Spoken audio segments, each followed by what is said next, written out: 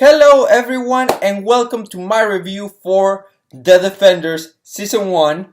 I don't usually do TV, I usually delve into movies. However, I feel like The Defenders is a big enough event of a TV show to actually merit talking about it. Now, I will also be doing Game of Thrones next week, not this week because it's not the end yet, so I'm gonna do it for the finale. So stay tuned for that and let's get started. So, The Defenders, it's a team up movie with Marvel Netflix shows, right? It's like Avengers of TV. However, this kind of had me more worried than the Avengers. Well, in the Avengers, I was super excited because Iron Man was great, Captain America was great, Thor was good, Iron Man 2 was alright, and I like the Hulk. So I'm like, all the movies leading up to the Avengers were fantastic. I was genuinely excited to see the Avengers come together. In the case of the Defenders, though, we've had a excellent season 1 of Daredevil, an excellent season 1 of Jessica Jones, an okay season 2 of Daredevil, a half great, half terrible season of Luke Cage, and an outright just terrible season of Iron Fist.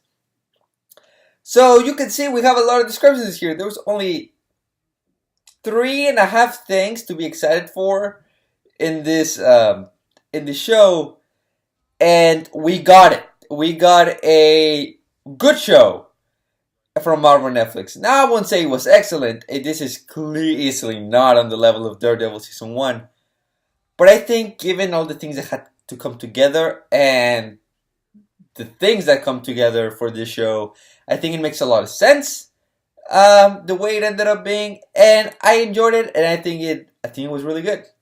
So where's the good stuff? Most of the main cast was fantastic. I mean, Charlie Cox, amazing. I love that man. He is by far the best, the beating heart of the Marvel Netflix universe is Charlie Cox. His Daredevil is fantastic. Matt Murdock is a fantastic. I mean, he shows he's a great lawyer. He's the best actor in the show, and he is just an excellent fighter. I mean, every scene he's in, he steals the show, which is absolutely amazing and fantastic. Krysten Ritter as Jessica Jones, I think also does a fantastic job. I think she's a great fighter, not as skilled as Daredevil, but I think she's still a really good job. Alcoholism still comes into play, but it's just basically the same character we've known before. Mike Colter as Luke Cage. I love this character. I love this man. I think he's great, and he just really does bring a lot to the table. He's the muscle and the moral compass of the team, so I really like that. I like Elektra in this show. I think she does a great job as being a follower and being a leader. So I think she was definitely a lot more menacing, and I liked her a lot more in this show than what I did in Daredevil season 2. The Stick. I like Stick. I think he's a good character, and I think he was just the right amount in this show, so he didn't overstay his welcome. Alexandra, the villain played by Sigourney Weaver, I think she was absolutely fantastic. She was menacing. I mean, I thought Madame Gao was a very menacing and threatening villain before. Man, Alexandra is in a whole other level. Like, she doesn't have to do anything, and you will be terrified of her. I mean, that woman is just one of the best villains in the Marvel Netflix universe. Madame Gao, I really like her portrayal here. She was a little strange. Her interactions were a little strange at first, but I think she kind of did work out at the end.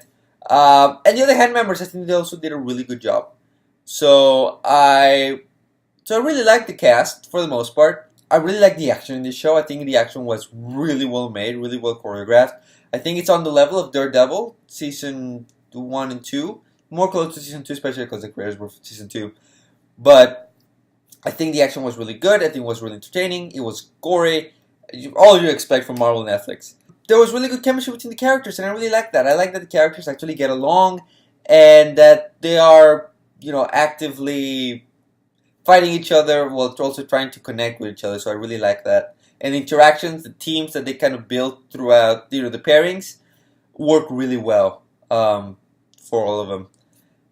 Also, this show is kind of short, and that's a bit of a gripe. However, with 8 episodes, I think 6 of them were good, just good enough.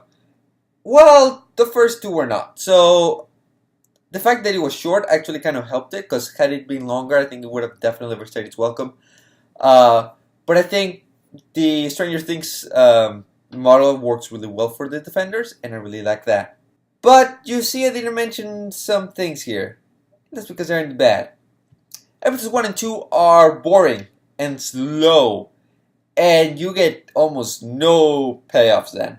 I mean, you don't get anything to basically the end of the second episode, and I can't defend it. I mean, really. I mean, it was really slow. Had it not been for my drive to wanting to see the Defenders on the screen together, I wouldn't have cared at all. I mean, I would have left the show. The setup was, I think, probably necessary for what happened and for the audience to know what's going on, even if they probably missed a thing or two from the shows. But yeah, slow start. I can't really help it. I mean, it happens to a lot of good shows. So to be fair, the later episodes were really good, so that worked. And the worst actor in the show is still Finn Jones as Iron Fist, because, god damn it, they had to give him a lot of screen time.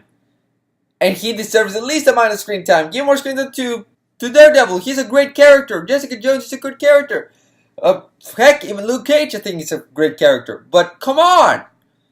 Iron Fist, I know he's the crucial part of the story, but he's boring. And he's so whiny. I mean, he really comes out as a very unlikable character. And I just really don't like him as a character. I really don't care for him as a character. And the fact that they're trying to shove it down our throats, something I really, really don't like. I really dislike that.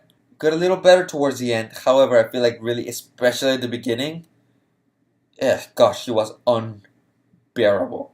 That being said, though, I enjoyed the show. I had a lot of fun with it. And I binged it in a day. So I don't usually do that. It takes me at least a whole weekend to binge a Netflix show. Even Stranger Things, which I really, really love, took me a while to binge. I would say that I really like The Defenders. I really enjoyed it. I can't wait for what's coming next in the Marvel Netflix universe, especially The Punisher in November. Yeah, that's it. I think I would give The Defenders a 4 out of 5.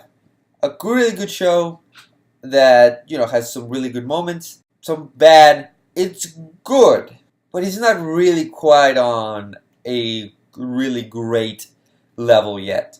And hopefully it can be fixed later on in later seasons. So yeah, I mean, that was The Defenders. I really enjoyed it. I think it was good. And I'm really excited for what's coming next. So that's it, guys, for my review for The Defenders. Tell me what you like about The Defenders or what you didn't like. Just what do you think of The Defenders overall? And what do you think of Marvel Netflix? I think they're finally probably getting their stride. We just have to see what Punisher does to really see where they're at in their quality. So anyways, guys, thank you guys very much for watching. Like, subscribe, and if you want to watch more videos like this, just click right here. Bye.